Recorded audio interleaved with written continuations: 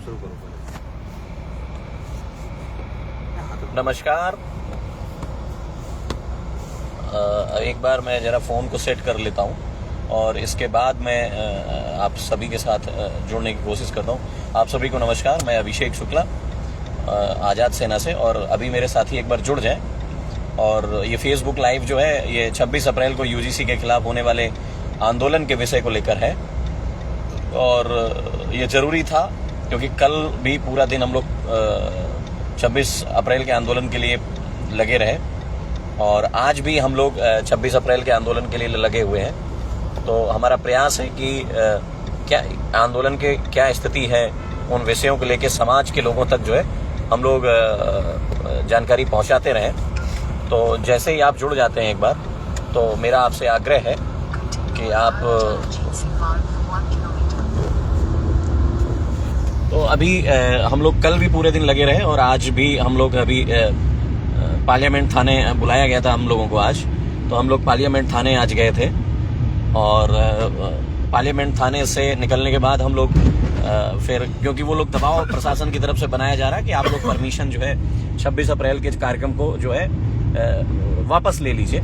तो ये बहुत बड़ा विषय है। जो भी साथी जुड़ रहे हैं, मैं चाहता हूं कि वो इस लाइव वीडियो को ज़्यादा से ज़्यादा शेयर करने की कोशिश करें। और क्योंकि जिस तरीके से देश में आपातकाल जैसी स्थिति बना दी है प्रशासन ने, सरकार ने, मुझे लगता है भविष्य में ऐसा कभी नहीं हुआ है जो आज हो रहा है सामान्य वर्ग के लोगों के साथ, सवर्णों के साथ, खास करके ब्राह्मण वर्ग के साथ।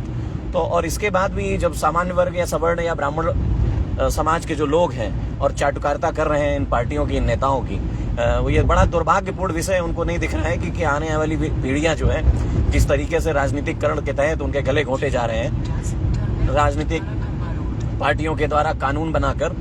तो अभी कॉन्स्टिट्यूशन क्लब गए, हमने कहा कि अगर ये लोग परेशान करने की कोशिश करेंगे, क्योंकि कल भी हम लोगों को बिठा के रखा थाने के अंदर और हमसे ये प्रयास किया गया कि आप परमिशन वापस ले लें, तो तब भी मैंने कहा था कि परमिशन हम किसी कीमत पर वापस नहीं लेंगे और ये हम आंदोलन जो है इसको करेंगे। तो हम लोग कल फिर कॉन्स्टिट्यूशन क्लब गए, वहाँ पे हॉल बुक करने की प्रयास किया। तो वहाँ पे 26 अप्रैल के लिए कोई हॉल खाली नहीं था, 28, 29 और 30 के लिए हॉल खाली हैं। तो मैंने ये प्रयास किया कि हम किसी भी तरीके से ये जो भी समाज के लोग आएंगे यूजीसी के खिलाफ इतने बड़े आंदोलन में, कि बहुत बड़ा आंदोलन होने जा रहा था। मतलब मैं जो अनुमान लगा कर देख रहा हूँ, जिस हिसाब से लोग आक्रोशित हैं इस यूजीसी जैसे काले कानून को लेके, तो मैं देख पा रहा हूँ कि करीब 5000 से ज़्यादा लोग आने की संभावनाएं हैं। और उसी हिसाब से हमने अपनी व्यवस्थाएं भी की हुई थी। करीब 2000 कुर्सियाँ की व्यवस्था की थी, बहुत बड़ा टेंट और बहुत सारी व्यवस्थाएं अरेंज कर ली थी हम लोगों ने, और बैनर, पोस्टर, ये सब सारी कल व्यवस्थाएं हो चुकी हैं। और अभी सुबह से फिर हम और हमारे साथ में दीपक गौड़ जी हैं, राम भैया जी, हाँ, और हम लोग निकले हुए हैं। तो मैं ये चाहता हूँ कि आप साथ कल से बहुत ज्यादा पुलिस वालों ने परेशान किया हुआ है। कल सुबह से इनका फोनों का सिलसिला है। मैं रिकॉर्डिंग डाल नहीं सकता हूँ क्योंकि मैं बाउंड हूँ, कई सारे नियम कानून लागू हो जाते, थोड़ा आगे जाओ, बहुत सारे नियम कानून लागू हो जाते हैं। अगर मैं इनकी रिकॉर्डिंग आपको सुनाऊंगा ना, तो आप कहोगे किस तरीके से ये परेशान कर रहे हैं ना हम लोगों को। कल सुबह से इन्होंने दिल्ली में हमें घेर के रखा हुआ है, कभी थाने, कभी चौकी, कभी कहते हैं यहाँ पे आके साइन कर दो, कभी कहते हैं अपनी वापस ले लो, कभी कहते हैं आपके 10 लाख आदमी आ रहे हैं, 5 लाख आ रहे हैं, आपका सोशल मीडिया वायरल हो रहा है, कभी कहते हैं आप इस वाली आईडी को जानते हो फेसबुक पे, यहाँ से आपके 20 लाख व्यू हो गए हैं, यहाँ आपके 1 लाख शेयर हो गए हैं, दिल्ली में लाखों लोग आ रहे हैं। मैंने कहा आप किस तरीके से आप एनालिसिस कर रहे हो कि लाखों लोग आ रहे हैं, किस तरीके से? साथियों, ये कुछ नहीं है। ये जो हमें एक क्या कहते हैं, जो मोदी सरकार है, ये यूजीसी के खिलाफ आवाज जो उठ रही है देश के अंदर, उसको दबाना चाहते हैं। और ये इस तरीके के जो प्रपंच ये रचे जा रहे हैं। हम आज पूरे दिन यहाँ पे आए हैं। आज ये इन्होंने हमें लेटर दिया है, ये मैं आपको दिखा देता हूँ। वो रिजेक्शन वाला है, रिजेक्शन वाला मैंने अभी एसीपी को, सीपी को दे दिया है। और ये देखो, अभी हम सीपी के नाम से एक एप्लीकेशन और लगाई है। कमिश्नर के यहाँ हम लोग गए, दिल्ली कमिश्नर के पास दिया है अभी मैंने ये आज की डेट में दिया है। रिसीविंग भी है ऊपर, ये ऊपर देखो, ये साइन देखो, ये आज की डेट की। ये कमिश्नर के यहाँ हम लोग गए इसको चैलेंज करने के लिए। इसको चैलेंज किया है हमने कि भाई आपने जो परमिशन आपने दी है, और इसमें हमने साफ साफ लिखा है कि ये मैं इसको आपको व्हाट्सएप डाल दूंगा क्या नाम है, सभी लोगों को जो जुड़े हैं। तो इसमें साफ साफ हमने लिखा है कि हमारे जो कॉन्स्टिट्यूशनल राइट है उनका आप उल्लंघन कर रहे हैं और हमको लोकतंत्र में अपना आवाज उठाने की, जो हमको अपना बात रखने का एक जो हमें जो अपना अधिकार मिला हुआ है उसका कहीं ना कहीं हनन कर रहे हैं। और ये इसमें कोई रीजन नहीं दे रहे, कोई सुप्रीम कोर्ट का 2018 का कोई रीजन बता के कि भाई नहीं हम इसमें नहीं दे सकते। कौन सा वायलेंस है, कौन सा इसमें रूल रेगुलेशन इनका तोड़ रहे हैं। हम इनको 10 बार हाथ जोड़ के बोल चुके हैं भाई हम बड़ा शांतिप्रिय तरीके से करेंगे, हम कोई उग्रवादी आतंकवादी नहीं है जो जाके इनको कोई यहाँ पे हमसे कोई खतरा है। वो कह नहीं, आपका संख्या बल बहुत आ रहा है, हमारे पास इतनी जगह नहीं है। अरे नई दिल्ली छोटी पड़ जाएगी क्या इनके लिए। साथियों, वैसे तो मैं एक चीज में विश्वास रखता हूँ कि अगर कोई आंदोलन करना होता है तो उसके लिए परमिशन की जरूरत तो होती नहीं है, लेकिन ये रूल हो गए सरकारी, इसलिए हमें ये परमिशन वगैरह ये सब अप्लाई करनी पड़ती है। ये एक तरह का इंटीमेशन होता है। पीछे हमने ऐसा नहीं है पहली बार आंदोलन किया हो, पीछे हम 20 से ज्यादा धरने प्रदर्शन इसी जंतर मंतर पर कर चुके हैं, लेकिन इस तरह की समस्याएं कभी नहीं आई। कितनी आरक्षण के विरोध में हमने यहाँ पे धरने रखे हैं, SC/ST एक्ट अमेंडमेंट में भी हमने कई बार धरना रखा है और बीच बीच, लेकिन ये UGC वाले मैटर पे ये मोदी जी अपनी कहीं ना कहीं हमारी आवाज को यहाँ से उठना देना नहीं चाहते हैं कि यहाँ से कोई आंदोलन खड़ा हो देश में और कोई देश में आंदोलन कोई पनपे। हमें अब यही समझ में आ रहा है कि या तो ये बहुत ज्यादा डरे हुए हैं जनरल वालों से, क्योंकि चुनाव सर पे है, हर जगह कई स्टेटों में चुनाव चल रहे हैं, और दूसरा या फिर ये इसमें कोई बोल देना नहीं चाहते, हिटलर शाही है, तानाशाही है। अब इसको क्या कहें, और अब हमें ये समझ नहीं आ रहा हम क्या करें, क्योंकि अगर हमने 1 अप्रैल को जो पुरानी एप्लीकेशन है वो हम अभिषेक डाल देंगे, 1 अप्रैल को हमने इनको एप्लीकेशन दी थी क्या 1 अप्रैल को हम धरना प्रदर्शन करना चाहते हैं, और ये जाके हमको 25 अप्रैल में बता रहे हैं कि नहीं भाई आपकी 24 अप्रैल में रिजेक्ट कर रहे हैं हम। और ये बीच में भी तो बता सकते थे रिजेक्ट कर रहे हैं, तो हम कहीं प्रोग्राम को फेरबदल कर सकते थे। अभी हम सुबह से 12 बजे मैंने ये एप्लीकेशन 12:20 में एक बार CP को और दिया है, कमिश्नर दिल्ली जो पुलिस कमिश्नर को इसको दे के आए हम अभी 12:20 में, और उससे सुबह से और पहले से अभी हम कॉन्स्टिट्यूशन क्लब, मालवंकर हॉल, आसपास में जितनी भी जगह है, उसको CWC हॉल YWCA, हाँ अभी हम महामना जो हॉल है, महामना मालवी हॉल, वही उसी के सामने खड़े हैं। अभी हम यहाँ भी आए थे कि यहाँ भी कोई 200-400 लोगों के बैठने की व्यवस्था अगर हो जाती है किसी तरीके से तो हम यहाँ इसको बुक कर दें, लेकिन उन्होंने भी दबी देने से मना कर दिया है। कई जगह हमें अब सारे में यही है, कहीं हॉल भी लेने जाते हैं तो वो कह रहे हैं भाई पहले दिल्ली पुलिस से NOC लाओ। अभी हम NOC लेने दोबारा भी गए, NOC का पेपर भी अभी हम ACP की टेबल पे रखे है कि हमको वहाँ पे एक हॉल मिल रहा था, कौन सा था वो, YWCA करके एक हॉल था, वो हमको मिल रहा था। वहाँ पे ज्यादा नहीं 300-400 लोगों के बैठने की कैपेसिटी थी। हमने कहा भाई हमारे जो यहाँ लोग आएंगे हम इनको यहाँ लेके बैठेंगे और अपनी बातचीत करेंगे, आगे का समाधान निकालेंगे, लेकिन उसके लिए भी वो एग्री नहीं किए, उसके लिए भी उन्होंने NOC नहीं दी। वो कह रहे हैं आप नई दिल्ली में कोई कार्यक्रम नहीं कर सकते हो, सीधा है नई दिल्ली में कोई कार्यक्रम नहीं कर सकते हो। साथियों, अब मैं तो यही कहूंगा कि आप जहाँ भी हैं, जिस जिले में भी हैं, अपने जिला मुख्यालयों पर और जहाँ भी हो सकता है अब आंदोलन को रुकने मत दो, क्योंकि दिल्ली में हम ये कुछ नहीं करने देंगे, क्योंकि दिल्ली में अगर हमने आंदोलन किया तो अब इनको सरकार को गिरने का डर लग रहा है, इसलिए ये UGC के ऊपर कोई आंदोलन दिल्ली में होने देना नहीं चाहते। और भाई अभिषेक, आप थोड़ा सा और साथियों को अपील करो कि कल के लिए अभी हमारी समझ नहीं आ रहा है हम करें क्या, हम आए। देखो अगर हम कहते हैं कि हम कल यहाँ आते हैं सब लोग आंदोलन, क्योंकि बोला हुआ है आना पड़ेगा सबको, या आ रहे होंगे लोग, तो ये लोग वही पुलिस गाड़ियों में डिटेन करेंगे सबको, थानों में, चौकियों में, ये सब होना है यहाँ पे। तो जिन साथियों तक भी मेरी आवाज पहुंच रही है, सबसे पहले तो मैं यही कहना चाहूंगा कि भाई साथियों यहाँ पे आके सुझाव दीजिए, हाँ, मतलब क्या करें, क्या करना, गिरफ्तारी देना ठीक है, या आप खुद सुझाव दें हमें करना क्या चाहिए, उसके बेस पे हम अभी डिसीजन लेंगे। और नाइट में हम देखेंगे कि किस तरीके से इसका किया जाए कल, क्योंकि हम आंदोलन तो घोषित है और हजारों लोग निकल चुके हैं। पुलिस कह रही है लाखों आ रहे हैं, वो कह रहे हैं 10 लाख लोग आ रहे हैं दिल्ली के अंदर, और यहाँ इतनी कैपेसिटी नहीं जंतर मंतर पर। अब हमें तो नहीं पता 10 लाख आ रहे हैं, लेकिन वो कह रहे हैं, हमें तो इतना नहीं लग रहा है। हम तो अभी भी अभिषेक और हम 500 और 1000 हम सोच रहे हैं 500 लोगों की कैपेसिटी का कोई हॉल मिल जाए हमको, तो जो हमारे लोग आ रहे हैं हम उनको मैसेज कर दें कि भाई हम यहाँ बैठेंगे। लेकिन हमें कोई अभी पूरी दिल्ली घूम चुके हैं। अभिषेक दिखाओ जरा दिल्ली का नज़ारा दिखाओ। ये हम दिल्ली में खड़े हैं अभी रामलीला ग्राउंड के जस्ट ऊपर से, अभी पुल पार करके। और ये कौन सा रोड है, एक मिनट थोड़ा आगे ले लेता हूँ गाड़ी, दिखाओ भाई। वो हम पूरी दिल्ली सुबह से घूम रहे हैं कि हमें कहीं भी कोई 200-500 लोगों की जगह बैठने को मिल जाए। कॉन्स्टिट्यूशन क्लब 29 से पहले खाली नहीं है। और ये हम रायसीना रोड है शायद, हाँ रायसीना प्रधानमंत्री की रायसीना 12 खंबा रोड है, दिखा दो। ये हम 12 खंबा रोड पे हैं। पूरी दिल्ली हम सुबह से घूम चुके हैं। ये 12 खंबा रोड चल रहा है और हमें कहीं भी अभी कहीं बैठने की जगह यहाँ कोई हम किसी भी कीमत पर हम लेना चाहते हैं।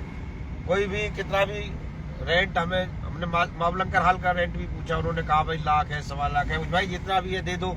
कह रहे भाई कल नहीं मिलेगा, कल बुक है। साथियों हम पूरी कोशिश कर रहे हैं किस तरीके से हम दिल्ली में बैठ पाए कहीं, लेकिन अभी मुझको लग नहीं रहा है। दूसरा हमारे पास एक ऑप्शन है कि हम इंडिया गेट पे छोटा मोटा कर सकते हैं। क्यों अभिषेक? हाँ किया जा सकता है इंडिया गेट में। तो एक ऑप्शन है हमारे पास कि क्या हम जंतर मंतर का छोड़े, वहाँ जगह कम है, क्या हम इंडिया गेट पे 1-2 राउंड लेके भी हम छोटा मोटा कर सकते हैं। उसमें हमें परमिशन की जरूरत नहीं है। इंडिया गेट एक पब्लिक पैलेस है और वहाँ हम सब लोग इकट्ठे हो सकते हैं। तो इस पे भी हम विचार कर सकते हैं एक बार, इंडिया गेट वाले पे। हाँ, इंडिया गेट पे बाकी लोग जो वहाँ बैठ के वहाँ पे कम से कम बात तो कर सकते हैं हम, जो लोग आएंगे। तो कम से कम ये भाई हमें ये ना कहे लोग कि भाई हम लोग आए दिल्ली में और फिर यहाँ पे हम मिल भी नहीं पाए लोगों से। तो एक इंडिया गेट का रख लेते हैं छोटा मोटा प्रोग्राम, वहाँ बैठ के। कई पार्क है ना वहाँ इंडिया गेट, हाँ बहुत सारे पार्क है इंडिया गेट पर, हम कर सकते हैं। सलाह मशवरा भी कर लेते हैं। अब बाकी बात करो आप, अपना गाड़ी की ड्राइव कर लूँ। तो अभी क्या है कि हम लोग प्रयास कर रहे हैं कि या तो वहाँ पे जंतर मंतर पर आया जाए और वहाँ पे अभी हमने एप्लीकेशन लगा रखी है, ये भी बता दो। हाँ, के लिए लेके आए हैं दिल्ली के कमिश्नर के पास एप्लीकेशन लगा रखी है। वो एप्लीकेशन डीसीपी के पास भी जब हम लोग गए थे थाने में, तो वहाँ डीसीपी के पास वो आ चुकी है परमिशन, कोई टेबल पे आ चुकी। कोई ग्राउंड नहीं उन लोगों के पास कि परमिशन हम कार्यक्रम क्यों नहीं करने देना चाह रहे हैं। हमें बस वो लेटर दे रहे हैं कि ये हम आपकी परमिशन रिजेक्ट करना चाहते हैं, क्योंकि भीड़ बहुत ज्यादा लोग आ रहे हैं। वो तो लाखों में संख्या बता रहे हैं और यहाँ तो मैंने कुर्सियां केवल 200 और 300 शायद टेंट वाले से की थी। और तो मुझे बड़ा अफसोस हो रहा है कि बात कर देता हूँ किस तरीके से जो है हनन किया जा रहा है। इससे पहले भी 8 मार्च का जब आंदोलन हुआ उसको भी प्रशासन ने रद्द कर दिया, परमिशन को नहीं करने दिया। पूरे समाज के लोगों को डिटेन किया, थाने में डिटेन करके भेजा। करना क्या है, करेंगे तो कुछ भी नहीं, डिटेन करेंगे, थाने में बिठाएंगे और शाम को छोड़ देंगे। उससे कोई डरता नहीं है, ना समाज का कोई व्यक्ति डरता है, ना हम डरते हैं, ना कोई डरता है। सवाल ये ऐसा कब तक चलेगा?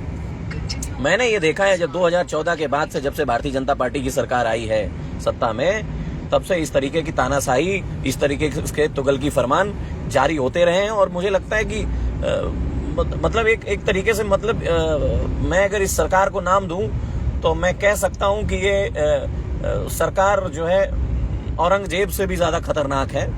औरंगजेब का जो शासन चलता था, क्रूर शासन जिसको कहते हैं, उससे भी ज्यादा एक क्रूर सरकार है।